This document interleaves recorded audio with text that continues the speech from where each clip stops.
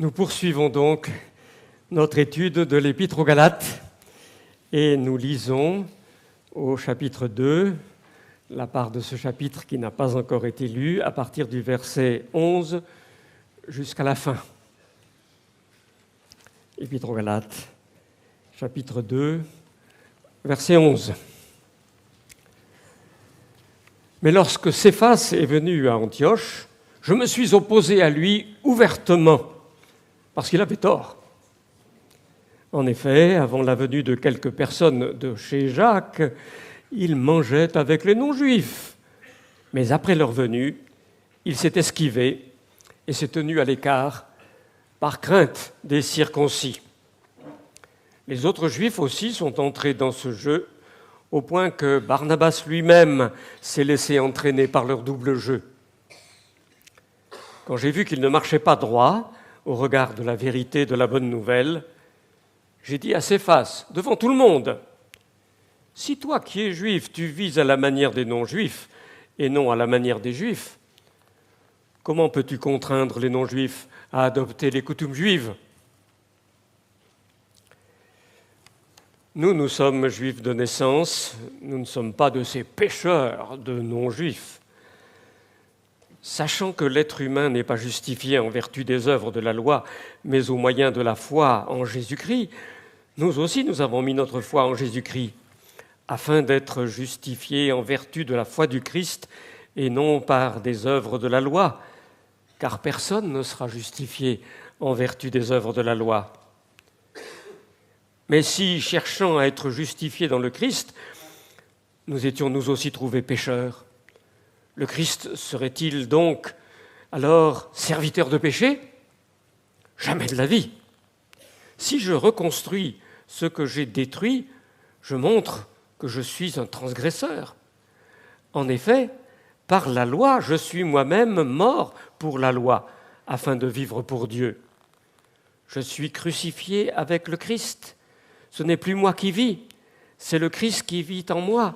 La vie présente dans la chair, je la vis dans la foi du Fils de Dieu qui m'a aimé et qui s'est donné lui-même pour moi.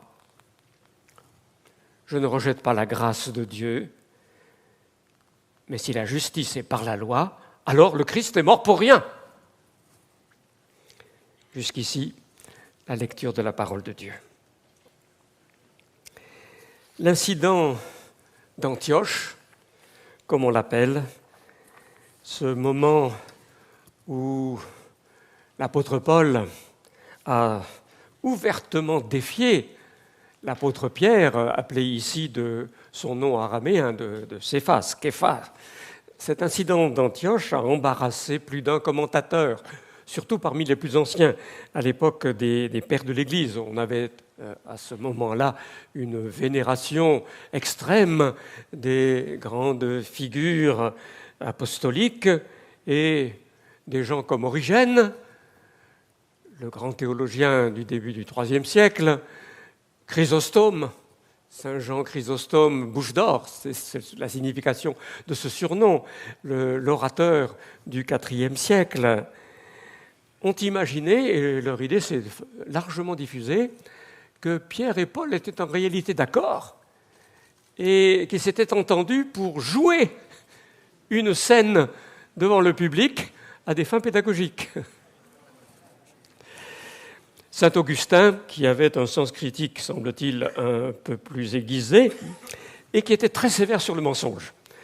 Saint Augustin a écrit tout un traité pour dénoncer la nocivité du mensonge et de toutes les formes qu'on pourrait marginalement excuser.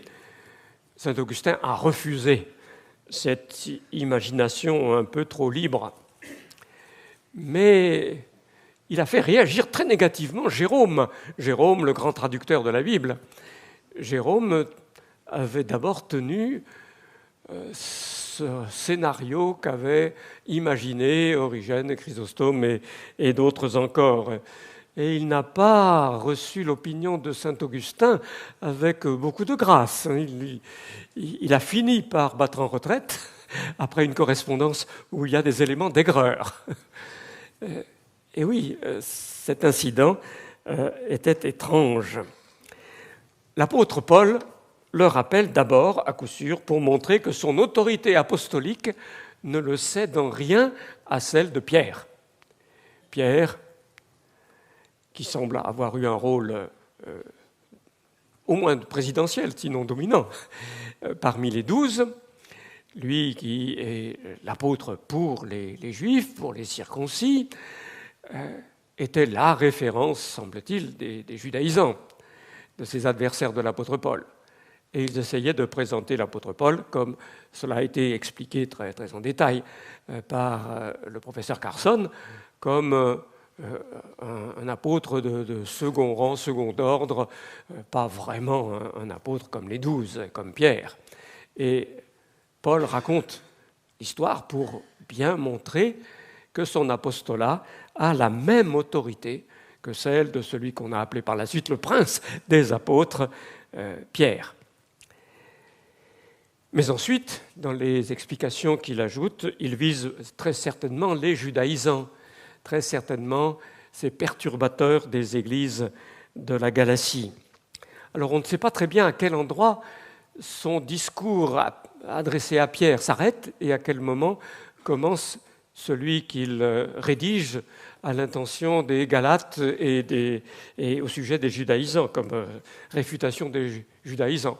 Est-ce que pour Pierre, il a été jusqu'au verset 14 sans aller plus loin? Tout le reste est une rédaction plus tardive?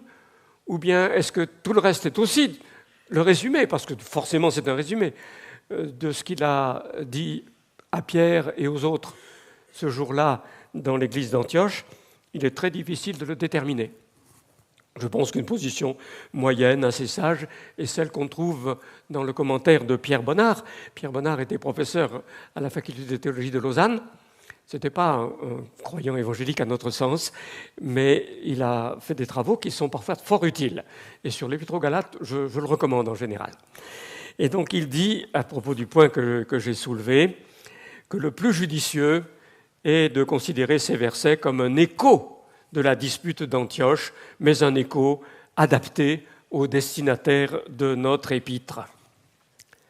En tout cas, tel qu'il est, notre passage est un passage qui précisément fait passer de la partie autobiographique, où l'apôtre Paul spécialement défend l'autorité de son apostolat, à la partie plus théologique, où il analyse ce qui est en jeu dans le différend qu'il oppose aux judaïsants, où il approfondit le sens et les enjeux de cette dispute théologique qui fait de la doctrine des judaïsants un autre évangile au sens de différent, et non pas un autre au sens d'une option possible.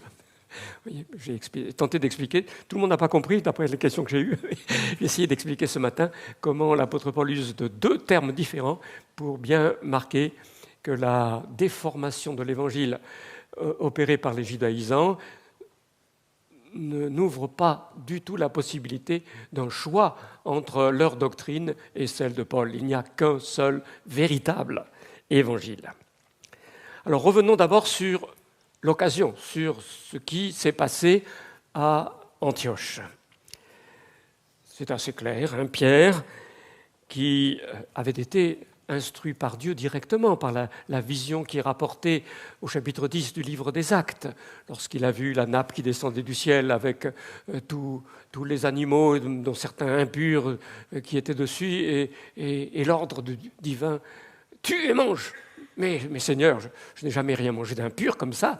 C'est tout à fait contraire aux lois alimentaires que le judaïsme a édictées sur la base de la Torah de Moïse. La cachoute, comme disent les Juifs, tout ce qui est cachère, c'est la cachoute. Pierre a réagi et Dieu lui a dit « Ce que Dieu a déclaré pur, ne le considère pas comme souillé. » Et c'était une illustration pour le préparer à son ministère de Césarée, où il allait rencontrer Corneille et reconnaître que ces païens dont était Corneille, ces non-juifs, considérés comme des pécheurs impurs par les Juifs, justement parce qu'ils n'obéissaient pas à toutes ces lois de pureté, Dieu les accueillait avec la seule condition de la foi les remplissait et baptisait de son esprit, comme les apôtres et les 120 au commencement. Dieu avait instruit Pierre, Pierre avait retenu la leçon, et en séjour à Antioche, nous ne savons pas pour quelle durée ce séjour, il mange avec des chrétiens d'origine non juive, sans se préoccuper des interdits, sans se préoccuper de ces lois qu'on appelle la cacheroute. Donc Pierre, puisqu'il mangeait avec les non-juifs, ne se préoccupait plus d'obéir lui-même à ces lois. Alors il a pu s'agir des repas ordinaires, on l'invitait chez les uns et chez les autres, bon, pas de problème. Plus probablement, il s'agissait tout spécialement des repas communautaires au cours desquels le mémorial du Seigneur était célébré. On rompait le pain en mémoire de la mort de Jésus, du don de son corps à la croix, et on buvait la coupe ensemble en mémoire de l'effusion de son sang pour la rédemption d'une multitude. Mais voilà qu'arrivent des Judéens du cercle qui entoure Jacques, le frère du Seigneur, qui est colonne dans l'église de Jérusalem. C'est lui qu'on appelle habituellement l'évêque de Jérusalem, le leader de cette église. Lui qui, avant la résurrection de Jésus, s'était opposé à son frère, avait fait partie certainement de ceux qui disaient « mais non, arrête, il est fou », a eu une vision du Christ ressuscité. Jésus s'est révélé à lui, comme l'apôtre Paul nous le dit dans un autre passage, et du coup, il est devenu un disciple de son frère et Seigneur, et il a acquis une position très éminente dans l'église de Jérusalem. C'était un juif extrêmement pieux. La tradition dit qu'il avait les genoux complètement calleux parce qu'il passait tant de temps agenouillé à prier. Jacques, donc, était à Jérusalem avec un très grand prestige, et il y a des gens qui tournaient autour de lui à Jérusalem, qui faisaient partie de ses proches, ou qui le prétendaient du moins, qui font le voyage d'Antioche, ils vont un peu au nord, arrivent dans l'église. Il n'est pas dit que Jacques les avait envoyés, et je crois qu'il est plus sage de penser qu'il ne les avait pas envoyés, parce qu'au chapitre 15 du livre des Actes, il est question d'autres, mais qui ont fait exactement le même voyage et qui ont semé le même trouble, et les apôtres et Jacques disent « nous ne les avons pas mandatés. Nous avons appris que certains sont venus parmi vous », Acte 15, verset 24. Donc probablement, ils étaient relativement proches de Jacques, faisaient partie de son entourage, mais ils n'avaient pas été mandatés par lui. Ils peuvent très bien avoir été de ces ex-pharisiens qui s'étaient convertis en grand nombre, qui avaient mis leur foi en Jésus comme Messie, mais qui étaient zélés pour la loi. Donc ces Juifs messianiques qui étaient à Jérusalem, d'après le chapitre 15 du livre des Actes à nouveau, les expressions que je viens de prononcer sont tirées des premiers et du 5e verset d'Acte 15. Des pharisiens devenus chrétiens, mais toujours très marqués par leur éducation pharisienne. Ils n'admettent pas d'infraction à la règle mosaïque et nous ne savons pas exactement jusqu'à quel point, à quel degré. On peut être à peu près sûr qu'ils estimaient que les Juifs, devenus chrétiens, eux devaient toujours observer les lois.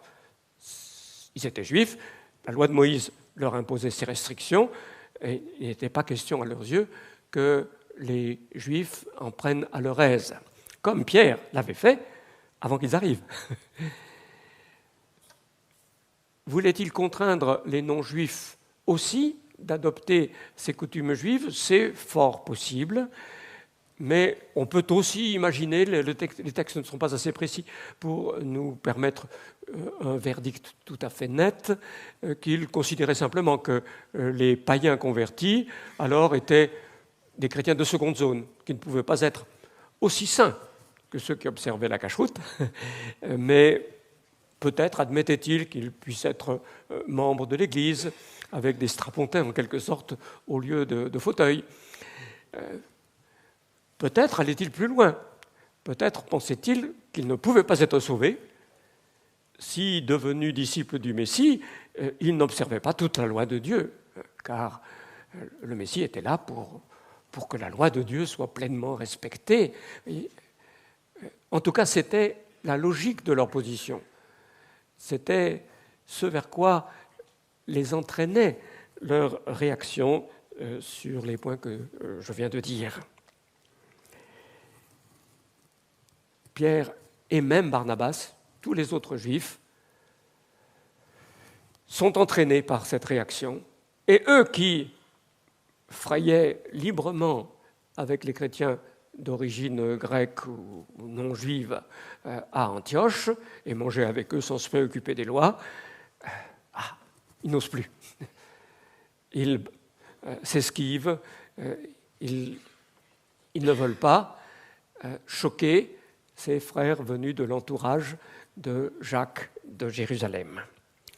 Et pour Paul, la vérité de l'Évangile est en cause. Il ne marche pas droit selon la vérité de l'Évangile, dit-il. Et il n'hésite pas à provoquer l'esclandre et à dénoncer comme dissimulation ce que font Pierre et même Barnabas, son compagnon. Pierre et Barnabas savent bien qu'ils ont le droit maintenant de traiter comme abrogées les ordonnances séparatrices que contenait l'Ancien Testament, ces lois des ordonnances et prescriptions, comme dit l'apôtre Paul au chapitre 2 de l'Épître aux Éphésiens. Ils savent bien, mais ils font comme si ils ne savaient pas. C'est là que gît la dissimulation. Ils communiquent par leur comportement un message qui implique que ces lois sont toujours en vigueur pour le chrétien qui veut vraiment faire la volonté de Dieu et atteindre un maximum de sanctification. Et ainsi, ils forcent moralement au moins les non-juifs dans l'Église à se soumettre à la pratique juive. D'où l'apostrophe donc, de Paul à Pierre. Si toi, qui es juif, tu laisses de côté les règles de la cacheroute pour manger avec les non-juifs, c'est ce qu'il avait fait auparavant, comment peux-tu maintenant contraindre les non-juifs dans l'Église à adopter la façon de vivre judaïque? Contraindre au moins moralement. C'était ce que son comportement proclamait, puisqu'il laissait les judaïsants, ou en tout cas ses frères dont il était question, déterminer la manière de faire dans l'Église. Il y avait dissimulation. Alors je pense qu'on peut dire qu'il y avait hypocrisie plus objective que subjective. Il jouait un personnage, le personnage du juif pieux. Quant à leurs propres sentiments, ils n'avaient pas envie de mentir, ils n'avaient pas envie de donner le change sur leurs vraies convictions, mais les circonstances les amenaient, me semble-t-il, à préférer jouer ce personnage qui leur semblait moins dangereux dans la situation. C'est sans doute avec les meilleures intentions. Je ne pense pas que Pierre avait vraiment peur pour son statut personnel, pour sa réputation, pour aucun avantage. C'est pour le bien de l'Église qu'il a dissimulé sa vraie conviction, qu'il s'est laissé entraîner à la conduite qu'il a faite. Sa peur n'était sans doute pas déraisonnable. Il ne voulait pas brusquer les choses, il voulait laisser du temps au temps. Mais c'était quand même de l'hypocrisie, parce qu'il jouait une comédie, parce que son comportement disait autre chose que ce que le Seigneur lui avait assez clairement enseigné et qu'il croyait au fond de lui-même. Il y a des situations, et Dieu nous vienne en aide, où certaines prudences sont légitimes, recommandables. J'ai évoqué ce matin la recommandation de Jésus à propos de l'astuce du serpent. Oui, il y a des situations où il faut être sage et ne pas tout dévoiler d'un coup. Toute vérité n'est pas bonne à dire à tout moment. Mais il y a un abîme qualitatif entre cette prudence et la dissimulation, où l'on proclame par ses gestes, par sa manière de faire, le contraire de ce qui est vrai et qu'on sait vrai.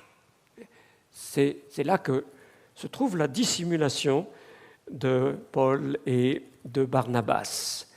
Mais est-ce que la vérité de l'Évangile est là vraiment en cause? On ne comprend pas tout à fait pourquoi. Oui, la dissimulation, c'est mal. Mais pourquoi Paul parle-t-il de la vérité de l'Évangile?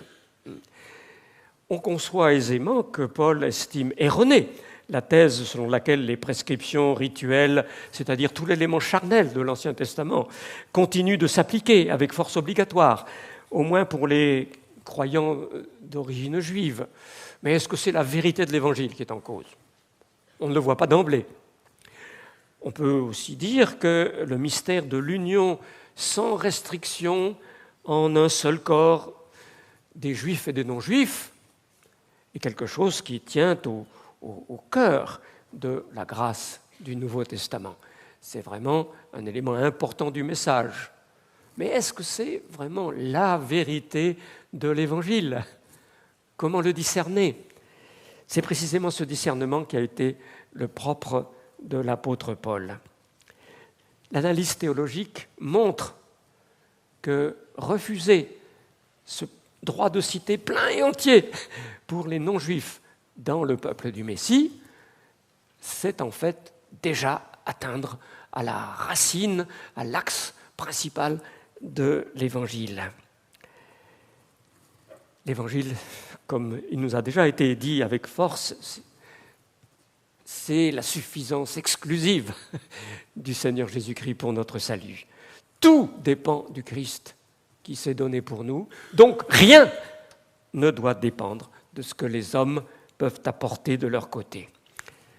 Il y a là deux principes qui s'opposent absolument, qui s'excluent mutuellement. Il y a deux voies concevables pour être approuvé de Dieu.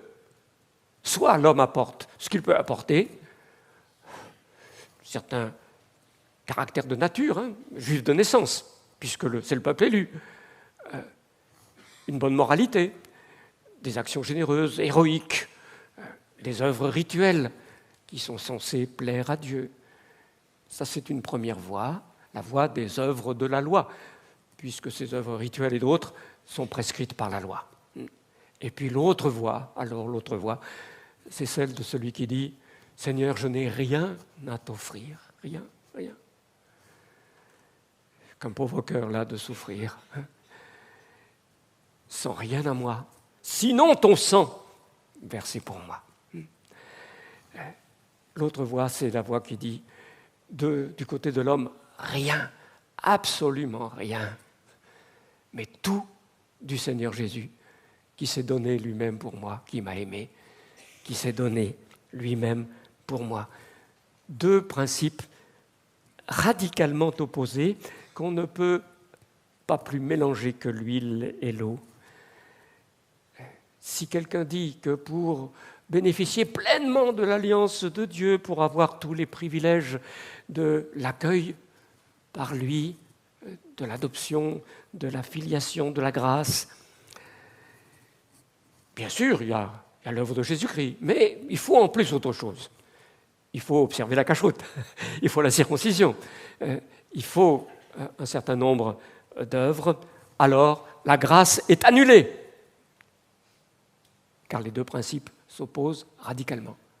Voilà l'analyse théologique à laquelle procède l'apôtre et qui le conduit à cette altercation sensationnelle devant tout le monde face à l'apôtre numéro 1. Vous voyez à quel point Paul a dû user de courage pour mettre en œuvre la conséquence de sa lucidité. Je viens d'employer le mot « conséquence ». Le titre qui a été donné dans le programme à l'étude de ce soir, c'est « Menace sur l'Évangile ». Et c'est un titre qui est bon, mais j'ai pensé à deux autres titres possibles. La cohérence exigée ou l'inconséquence fustigée. c'est l'inconséquence de Paul et de Barnabas et des autres qui est l'objet de la répréhension ouverte de l'apôtre Paul. Et pour discerner l'importance de l'affaire et voir que la vérité de l'Évangile était en jeu, c'est la cohérence de la vérité selon Dieu que l'apôtre Paul a discerné et qu'il nous fait discerner à notre tour. Alors il faut voir maintenant comment l'argument se déroule, l'argument que l'apôtre Paul nous a résumé à partir du verset 15. Donc il part de la reconnaissance de l'impuissance de la loi à justifier devant Dieu. Il le souligne, nous qui sommes juifs de naissance, juifs par nature littéralement, c'est sa nature. Hein. Le mot nature vient d'ailleurs de la même racine que naître. Hein. Donc naissance, nature, ça va ensemble. Nous qui sommes juifs de naissance, par nature, nous avons reconnu que nous ne pouvons pas être justifiés par les œuvres de la loi, mais seulement par la foi en Jésus-Christ. Pierre l'a reconnu, probablement même les judaïsants parlaient de cette façon. L'apôtre part de ce premier fait qui est reconnu largement dans l'Église de son temps. Mais il continue en déroulant le discours que sans doute les judaïsants sont portés à tenir. Pour ceux-ci, en effet, la foi au Christ, pour le pardon des inévitables transgressions, n'enlève pas l'obligation des ordonnances de la loi. Il n'abroge pas la distinction entre le pur et l'impur. C'est la parole de Dieu à Moïse. Donc, le fait d'être pardonné par la grâce de Jésus-Christ n'empêche pas qu'il faut toujours obéir à ces commandements-là. Et pour eux, sous prétexte de ce que le pardon est par la foi, on mangerait du porc, mais c'est se rendre impur, c'est se mettre au rang de ces pécheurs de païens. Et donc il dit, si croyant au Christ, nous nous trouvons dans la catégorie des pécheurs de païens, alors le Christ est ministre du péché. Il favorise le péché. Il devient l'occasion de transgresser les règles de la loi de Dieu. Voyez. Pour eux, c'est ça. Et l'apôtre Paul évoque cette position à laquelle ils arrivent. Le Christ est fait maître du péché, instrument de péché. Si la foi au Christ conduit à transgresser les règles de la loi de Moïse, l'apôtre Paul répond par la négation la plus énergique qu'il puisse poser. Jamais de la vie, pas question. C'est une pensée intolérable qu'une telle conclusion que tirent sans doute, au moins de fait, si ce n'est de manière tout à fait explicite, les judaïsants. Les judaïsants n'ont pas saisi la radicalité du passage de la loi à la grâce, du système de justification où l'on présente ce qu'on peut présenter, avec l'espoir que ça suffira, et puis la proclamation que tout est cadeau de Dieu à cause de Jésus. Mais l'apôtre n'en reste même pas à son jamais de la vie pour contrer cette façon de penser des judaïsants. Il pousse plus loin la contre-offensive. Les contradicteurs accusent l'apôtre Paul de faire de lui un transgresseur de la loi, puisque ceux qui suivent l'apôtre Paul enfreignent les prescriptions de pureté. En réalité, dit Paul, c'est eux qui s'opposent à la loi. C'est eux les transgresseurs de la loi.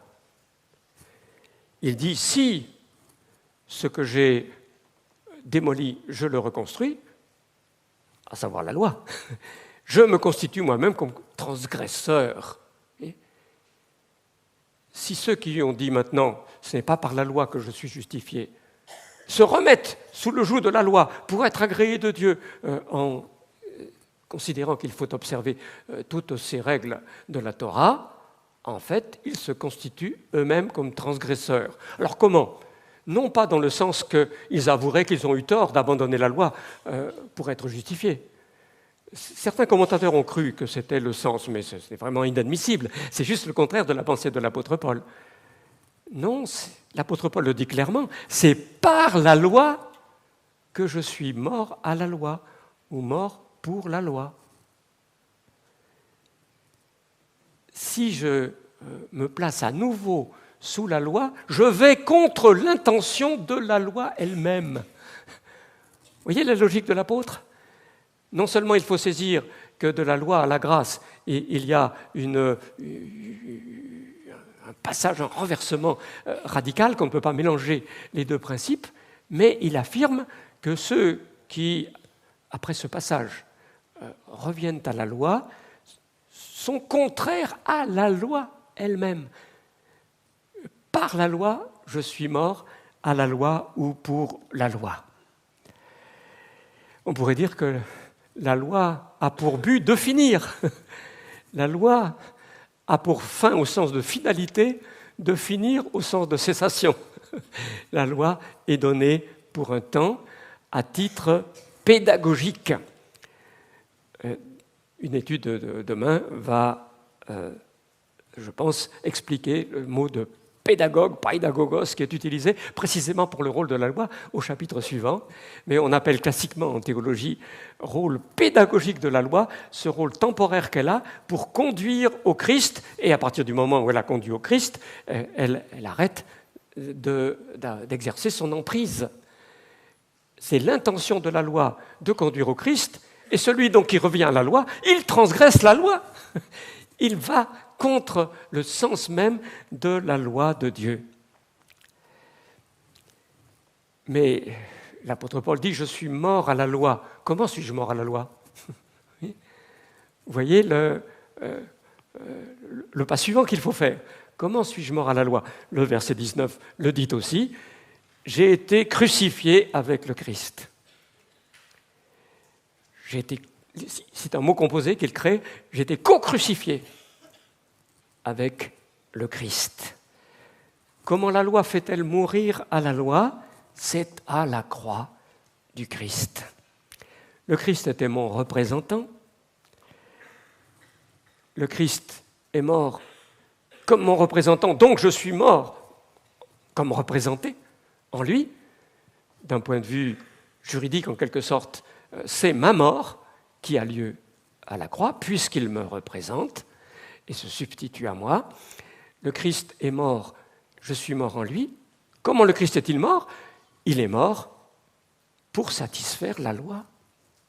C'est la condamnation par la loi qu'il porte et qu'il conduit jusqu'au calvaire. Donc c'est par la loi que toutes les exigences de la loi ont été satisfaites, que la loi ne peut plus exercer aucune emprise, qu'elle n'a plus de créance sur aucun de ceux qui étaient en dette à son égard. Le Christ a tout payé, lui le représentant. Donc, par la mort du Christ, qui est suscitée par la loi, qui est dans la logique de l'application de la loi, je suis mort à la loi.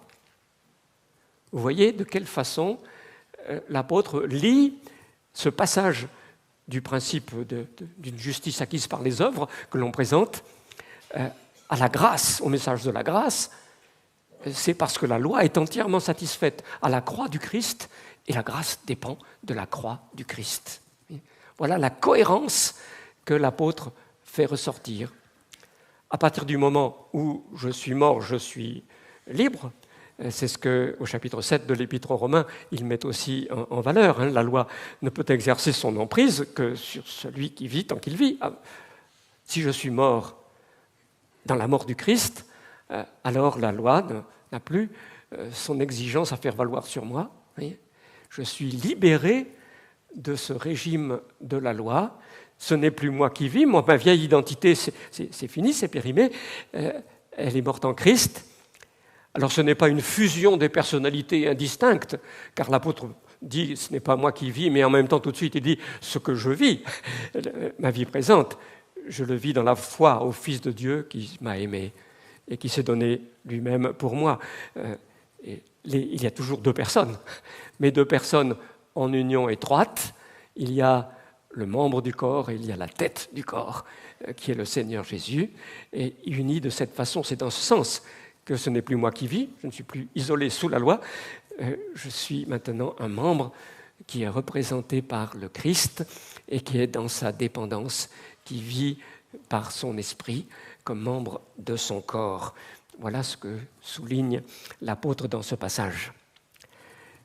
Vous admirez la cohérence que fait apparaître l'apôtre. Et en même temps, vous voyez que c'est une pensée très rigoureuse de type juridique. J'ai une citation de Pierre Bonnard qui est bonne à ce sujet. « La condamnation à mort, signifiée à la croix du Christ, libère le croyant de la juridiction de la loi pour le faire servir dans la liberté de l'esprit et la réconciliation. Ce n'est pas directement ni psychologiquement que la loi nous fait mourir, elle nous fait mourir parce qu'elle a fait d'abord mourir Jésus-Christ pour nous. » Je pense que c'est bien dit. Nous avons là, je pense, vraiment quelque chose qui est au diapason de la pensée de l'apôtre. Il y a bien des mystères qui nous dépassent. Nous voyons comme dans un miroir, en énigme littéralement, d'après la 1 Corinthiens chapitre 13, nous ne discernons pas la continuité et tous les enchaînements des voies de Dieu. Cependant, le Seigneur nous donne de saisir quelque chose de la cohérence de son œuvre. Et la cohérence entre les trois termes que l'apôtre associe, nous pouvons la saisir. Liberté à l'égard de la loi, pure grâce de Dieu, croix de Jésus-Christ, comme l'œuvre qui rend tout cela possible. Cette cohérence doit être la ligne qui guide toute la conduite comme toute la pensée. Et c'est pourquoi l'apôtre peut dire si clairement, à la fin, c'est son déclaration de conclusion, je n'anéantis pas, je n'annule pas la grâce de Dieu, car si la justice s'obtient par la loi, oui, au moyen d'œuvres que je présente, alors Christ est mort pour rien.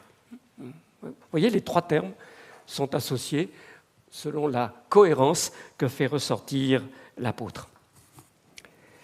Les croyants juifs en Yeshua, le nom juif de Jésus aujourd'hui, font face aux problèmes que l'apôtre a dû traiter dans ses démêlés avec les Galates et déjà à Antioche. Il y a des positions très diverses dans le mouvement des Juifs messianiques aujourd'hui, qui est important, qui est, je pense, est un signe des temps. Donc, je le mentionne pour votre attention. Mais plus largement, le respect de la cohérence s'impose à tous les chrétiens face aux tentations de suppléments légalistes qui nous guettent toujours tous.